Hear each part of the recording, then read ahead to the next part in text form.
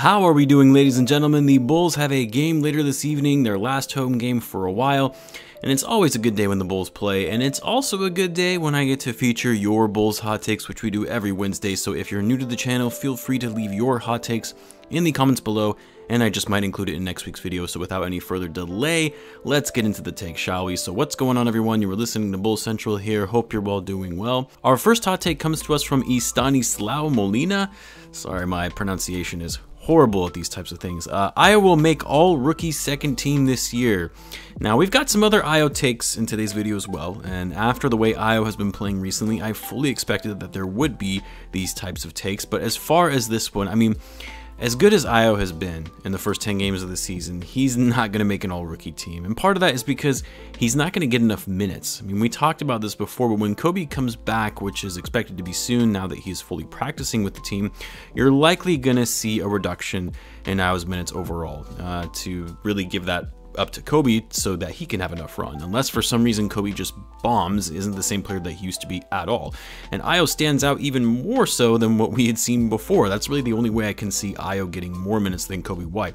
Io likely is going to be falling out of the rotation, and if not out of the rotation, you're talking about him seeing maybe 10 minutes a game max. And it's really because there's just too many guys in the backcourt for once Coby comes back on this Bulls roster. Not only that, but this is actually a pretty talented rookie class when you look at guys like Scotty Barnes, Josh Giddey, Evan Mobley, Chris Duarte, Jalen Suggs, Cade Cunningham now that he's back, Franz Wagner, Devion Mitchell. I mean, the list goes on and on. All guys who are likely going to beat out any chance that Io has at making an all-rookie team, and it's mainly because most of these guys play for bad teams and will get minutes and exposure as a result. That doesn't take anything away from Io and what I think his potential will be, and I still think that ultimately he'll be one of the bigger draft steals in this class based on where he was selected. Along those same lines, next we've got Luke Galt. 4 years from now, our starting backcourt will be Io at the 1 and Coby at the 2. So this is interesting because 4 years from now, Lonzo will be in the last year of his contract with the Bulls, and of course Zach Lavine, who is due for an extension this offseason, could sign the max with the Bulls for 5 years, which would put him in his 3rd year of that contract. So this assumes that Zach and Lonzo are gone, no longer with the Bulls, or they've just completely fallen off, that they lose their starting spots to Io and Coby, which I find highly unlikely, unless of course Io and Coby break out into all-stars within the next 4 years. Again, also unlikely. Now, I wouldn't be shocked if Io 4 years from now ends up being in the starting lineup. If for some reason the Bulls move Lonzo in the final year of his deal, since he would be on an expiring contract, and the Bulls could potentially get some value for him, if it's, you know, starting to become clear that Io is a future cornerstone of the franchise and Lonzo has outlived his time in Chicago. I mean, there's so many assumptions here, but I think more likely than anything, Lonzo and Lavine will still be 1 and 2 for the Bulls even 4 years from now. Io, maybe, but I can't see Coby as the Bulls starting shooting guard 4 years from now. Now, I have to include this one all in order, and this one comes from Abdul Halim Mudag. In 5 years' time, Io and Pat will be our main scorers. Yeah, I can't see this either, and it's mainly because Io and Pat aren't really known as much for their scoring, but more so for their defense. You know, I think both have a ton of potential and will be great two-way players who improve their offensive game over time, and in 5 years from now, they could be strong scorers, averaging anywhere from, say, 15 to 20 points per game, but they won't be the Bulls' leading scorers. And it's 5 years from now. I mean, so many things could happen, like the Bulls could add a superstar talent in free agency sometime between now and then, or draft a future star scorer, and 5 years from now, Lavine could still be with the team if he signs a 5-year contract this upcoming season, and he could still be the leading scorer. Next, we've got D. Roberts, Vooch, P. Will, and Coby for Jokic. Yeah, that's not happening. Sounds great for the Bulls, but the Nuggets aren't going to give up their franchise player, a reigning MVP, even for that package. AK is great at what he does, but even he isn't going to be able to pull off something like that. Next, we've got Tom Metropolis. DeMar will be an all-star, and as much as it pains me to say, Zach will not. So I know it's easy to say that based on the way these two are performing, it's more likely that DeMar would get an all-star bid over Zach.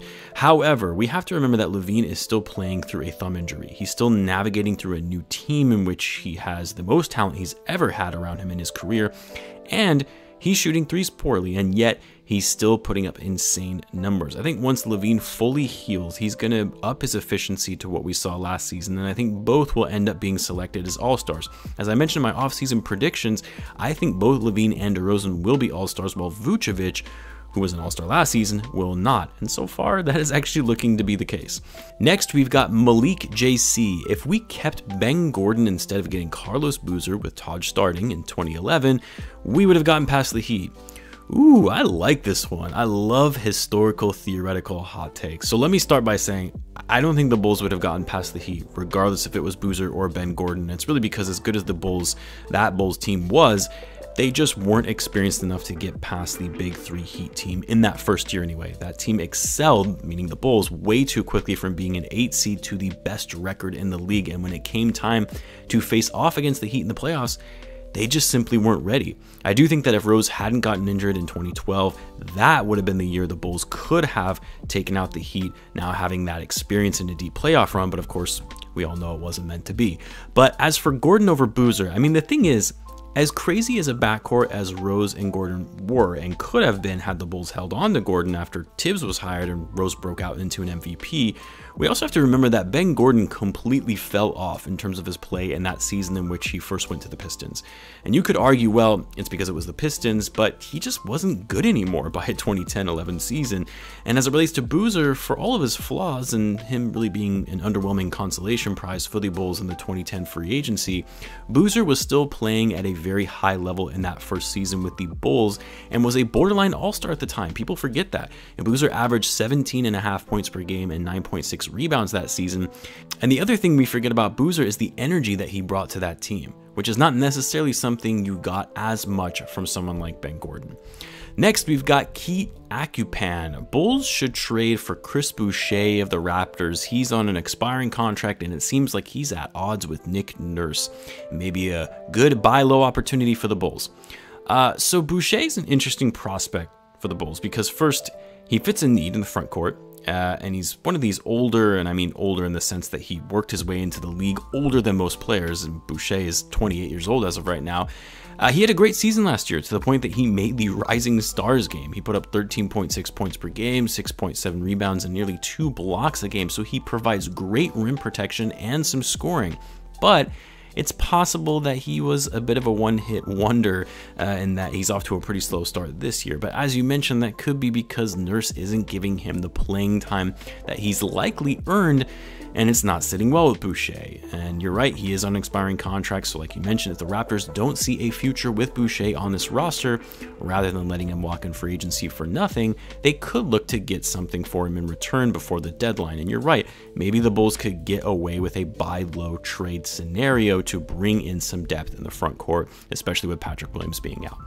Next, we've got JJ Buckets. Derrick Jones Jr. should start over Javonte, and he is just simply better. Also, DeMar DeRozan is the best player on the team and also the best scorer. So let me address the first part of the take quickly, because yes, I do think there is value in starting Derrick Jones Jr. over Javonte, even though Green has stepped up nicely for the Bulls in Patrick's absence. But Derrick Jones Jr. gives the Bulls a little more length on defense that they need in that role. But as for DeMar being the best player and best scorer on this team, so some of you might have noticed I asked this question in a poll on the community tab yesterday because I've been hearing a lot of people saying this recently, that DeMar DeRozan is the Bulls' best player.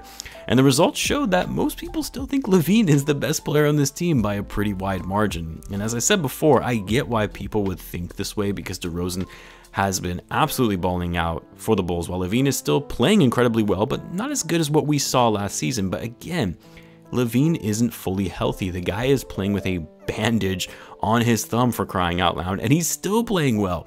Not as well as what we're used to seeing from him, but he's still playing at a very high level. And yes, I think DeRozan is right up there, and there is an argument for him being the best player on this team, but I still think for the moment Lavine is the Bulls' best player. Next, we've got Sharpshooter the GOAT 2K with two hot takes, actually. The first one, when Anthony Davis's contract runs out, he will sign with the Bulls, and we will win back-to-back for the first time since the MJ era. And the second hot take, before the trade deadline, Chicago will trade Vucevic, Coby, and Troy Brown Jr. for a big star like Joel Embiid, for example. Second take is definitely a stretch. I would love to make it on your vids. Big fan, bro. Well, first of all, I appreciate you being a fan of the channel and happy to include you in the video. As for your takes, well, let's start with the first one. Look, when AD's contract expires, he's going to be 31 years old.